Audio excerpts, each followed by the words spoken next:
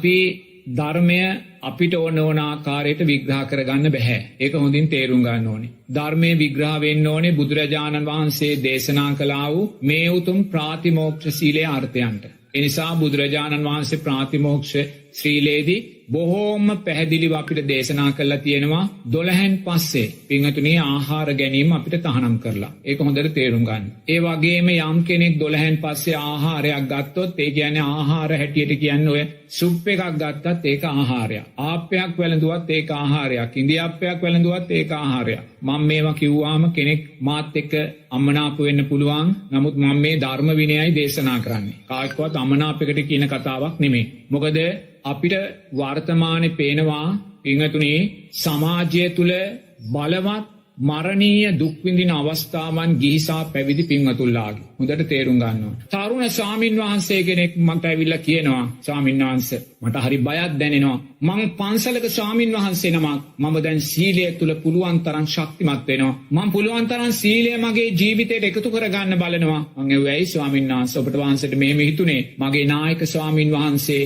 අපවත් වෙච්ච හැටි දකිද්දි මට නම් තාමත් බයයි. ඔන්න කියපු කතාව. පින්වතුනි මුළු ශරීරෙම තුවාල ඇවිල්ලා එක පැත්තකින් දුර්ගන්ධ එනවා. එක පැත්තකින් අඬනවා, එක පැත්තකින් ආහාර ඉල්ලනවා. නමුත් වළඳන්න බෑ.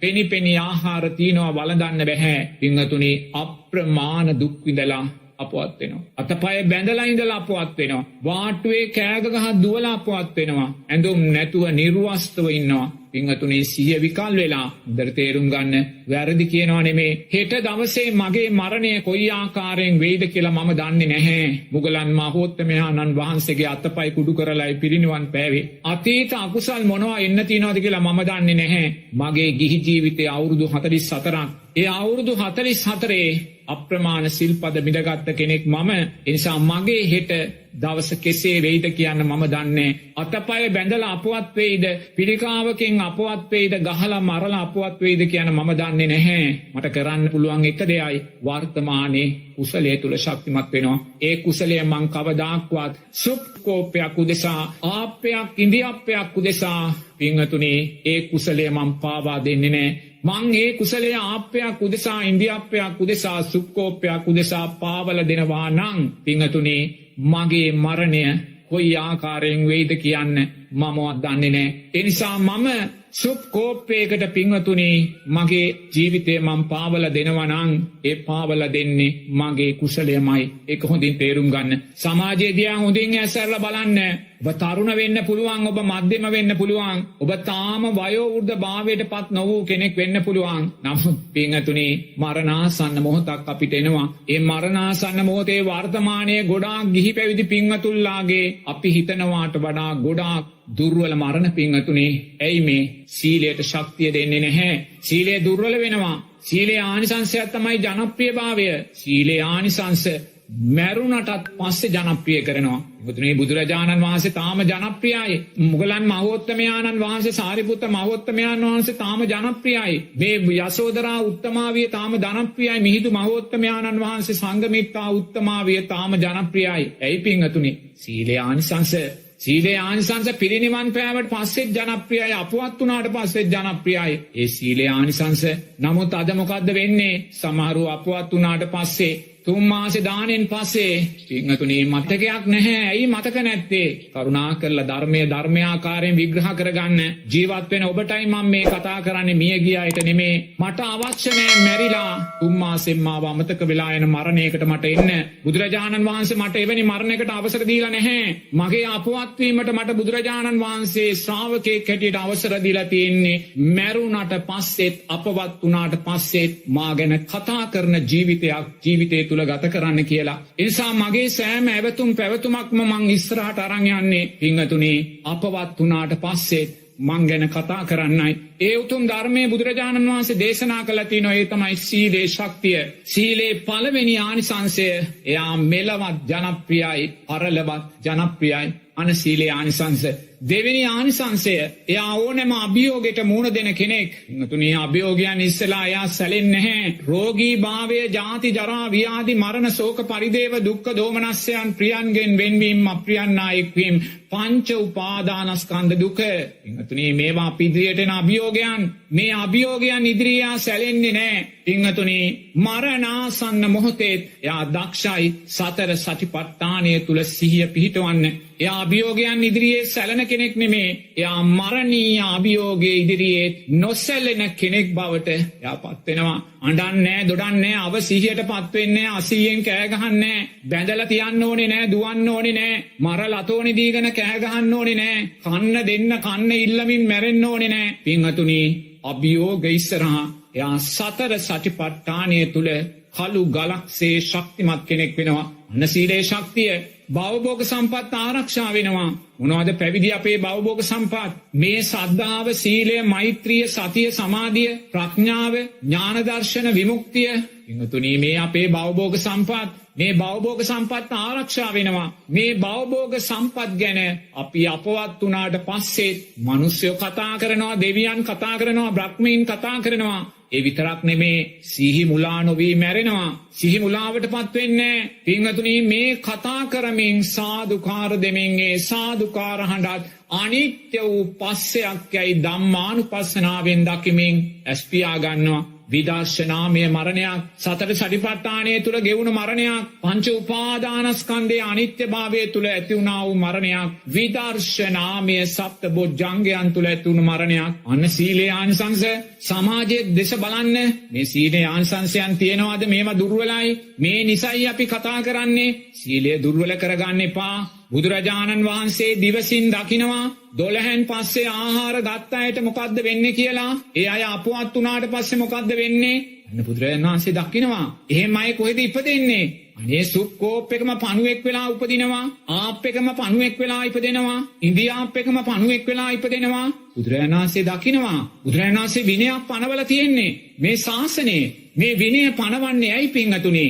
පින්වතුනි මේ භික්ෂුත්වයේ අර්ථය ශක්තිමත් කරන්න, මේ ආර්ය ශ්‍රාංගික මාර්ගය තුල අපිව බොහොම නිර්වුල ගමන් කරන්න, පහසුවෙන් ගමන් කරන්න, මේ නිවන් මාර්ගයේ නිවැරදිව අපිව තරණය කරන්න. පින්වතුනි බුදුරජාණන් වහන්සේ අපිට පනවලා තියෙන මේ උතුම් විනය, ඒ උතුම් මේ උතුම් උජුපටිපන්න ගුණය සංඝයා සතු ගුණයක්. උජුපටිපන්න ගුණය සංඝයා සතු ගුණයක්. ඒ උජුපටිපන්න ගුණය තුල සීලයට අදාළ මාර්ගාංග 3ක් තියෙනවා. සම්මා වාචා, සම්මා කම්මන්තෝ, සම්මා ආජීවෝ. මේ මාර්ගාංග 3ට අපේ ප්‍රාතිමෝක්ෂ සීලයට අයිති අදාළයි. අපේ ප්‍රාතිමෝක්ෂ සීලය මේ සම්මා වාචා කම්මන්තෝ ආජීවෝ කියන සීලයට අදාළ මාර්ගාංග 3න් ආවරණය වෙනවා පින්වතුනි. ඒ නිසා බුදුරජාණන් වහන්සේ මේ උතුම් ශාසනය පනවලා තියෙන්නේ. පින්වතුනි මේ ශාසනය මුල් කරගෙන අපිට නිවන කරා යන්න, මේ ශාසනය මුල් කරගෙන නිවන කරා යන අපි උපයෝගී කරගෙන ගිහි ජනතාවට පින ශක්තිමත් කරන්න, කුසලයේ ශක්තිමත් කරන්න, ඒ අයටත් නිවන කරා මාර්ගය මතු කරගන්න. පින්වතුනි ඒ නිසා අපි මේ උතුම් ශාසනය ආරක්ෂා කරගන්න ඕනේ. මේ විනය ආරක්ෂා කරගන්න ඕනේ. මේ විනය අවිනය කරනවා නම්, මේ ධර්මය අධර්මය අපි කරනවා නම්, ප්‍රසිද්ධිය අපි 12න් පස්සේ ආහාර ඉල්ලනවා නම්, ආහාර වළඳනවා නම්, පෙනි වළඳනවා නම්, ඉල්ල වළඳනවා නම්, පින්වතුනි හොඳින් තේරුම් ගන්න අපේ අපවත් වීම ඊටමත් අන්ත අසරණ අපවත් වීමක් වෙන්න පුළුවන්. මෙලවදී මේවාට විපාකයන් ලැබෙන්න පුළුවන්. හොඳට තේරුම් ගන්න. පරලොවදී යන කතාවක් නෑ. මෙලව දුර්වලව මැරුණා නම්, අපවත් වුණා නම් ඊළඟ ජීවිතය ගැන අපි හිතන්න ඕනේ නෑ පින්වතුනි. 19ක් වඩම කරලා පාංශකූලේ දුන්නත් වැඩක් නෑ. 19ක් වැඩම කරලා 7 දවසේ දන් දුන්නා, 3 මාසේ දන් දුන්නා කියලා වැඩක් නෑ. ඒ නිසා පින්වතුනි ජීවත් වෙන්න කාලය තුල අපි දක්ෂ විය යුතුයි මේ උතුම් ප්‍රාතිමෝක්ෂ සීලය අකුරට ආරක්ෂා කරන්න. නමුත් බුදුරජාණන් වහන්සේ ජීවමානව ඉද්දී මේ ප්‍රාතිමෝක්ෂ සීලය ආරක්ෂා නොකරපු භික්ෂුන් ඕනි තරම් හිටියා. විනය පනවද්දී විනය ගැන නොතකූ භික්ෂුන් එදත් හිටියා. ඒ ලෝකේ ස්වභාවය පින්වතුනි, ඒ ලෝකේ ස්වභාවය සාරා සංක කල්ප ලක්ෂ සියක් කෝටි ප්‍රකෝටි ගානක් ඈතට මේ පටිච්ච සමුප්පන්න ලෝකය ගලාගෙන යනවා. මේ ලෝකේ නැවතීමක් නැහැ, අවසානයක් නැහැ, නිමාවක් නැහැ. ඒ නිසා කැමති කෙනෙකුට යන්න දෙන්න. ඔබ නැවතින්න. ඔබ ප්‍රාතිමෝක්ෂ සීලය ගැන නවතින්න. 12න් පස්සේ ඔබ ආහාරයක් ගත්තොත් ඇවැත් දෙසලා එක පිළිසිඳු වෙන්න. නමුත් විනය අවිනය කරන්න එපා. ධර්මය අධර්මය කරන්න එපා. අවිනය විනය කරන්න එපා. එහෙම වුණොත් පින්වතුනි මෙලවදීම ජනප්‍රියභාවය නැති වේවි. මරණාසන්න මොහොතේන අභියෝගයන්ට මුහුණ දෙන්න බැරි වේවි. භවභෝග සම්පත්, ඒ කියන්නේ සද්ධාව, සීලය, මෛත්‍රිය, සතිය, සමාධිය, ප්‍රඥාව, විදර්ශනා නුවණ, ඥාන දර්ශන, ඔබේ භවභෝග සම්පත් දුර්වල වේවි. ඒ විතරක් නෙමේ සිහි මුලා වෙලා අපවත් වේවි. සතර අපායට වැටේවි. පින්වතුනි, ඔන්න ඇත්ත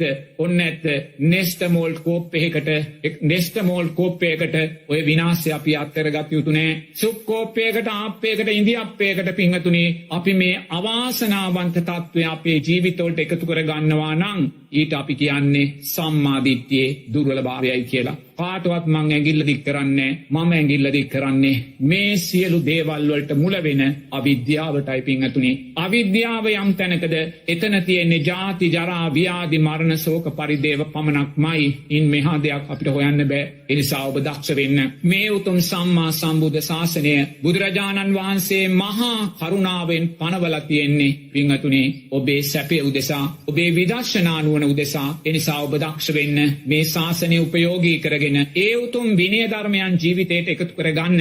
මොකද අපි 12න් පස්සේ ආහාර ඉල්ලුවොත්, ආහාර ගත්තොත්, ගිහි පින්වතුන්ලා ආහාර පූජා කළොත් පින්වතුනි අපි ගිහි පින්වතුන්ලාගේ ශ්‍රද්ධාව දුර්වල කරනවා. ගිහි පින්වතුන්ලාගේ මහා සංඝයා කෙරෙහි ශ්‍රද්ධාව දුර්වල කරගන්නවා. දැන් සමහර ගිහි පින්වතුන්ලා හිතනවා සාරිපුත්ත මහ රහතන් වහන්සේත් රැයට වැළඳුවා කියලා. දැන් සමහර ගිහි පින්වතුන්ලා හිතනවා මුගලන් මහ රහතන් වහන්සේත් 12න් පස්සේ සුප් වැළඳුවා කියලා. දැන් සමහර ගිහි පින්වතුන්ලා හිතනවා යසෝදරා උත්තමාවියත් 12න් පස්සේ ආප්ප වැළඳුවා කියලා. පින්වතුනි අපි මේ මොකද්ද කරන්නේ? පින්වතුනි අතීතයේ උත්තමාවියන්ගේ ආත්ම ගරුත්වය දුර්වල කරනවා. සංඝයාගේ ආත්ම ගරුත්වය දුර්වල කරනවා. සංඝයා කියන අර්ථය දුර්වල කරනවා. මේ සංඝයා කියන අර්ථය දුර්වල කිරීම පින්වතුනි අපිම අනාගත කාසාය කන්තකලාගේ ලෝකයකට අවශ්‍ය පාවඩ ජනතාවට අපි විසින් එලා දුන්නා වෙනවා කියන කාරණයයි පින්වත් මහත්මයාගේ මේ ප්‍රශ්නෙට පිළිතුර හැටියට මට දෙන්න වෙන්නේ. මේ උත්තරේ ගැන අනේ කවුරුත් අවනාප වෙන්න එපා. මම කරුණාවෙන්මයි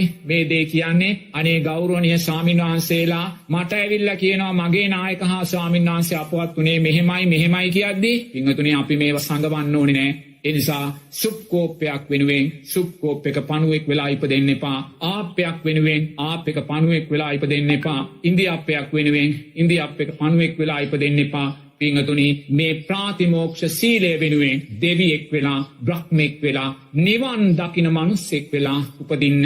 එයයි සම්මා සම්බුද්ධ ශාසනය කියන්නේ. පෙරුවන් සරණයි.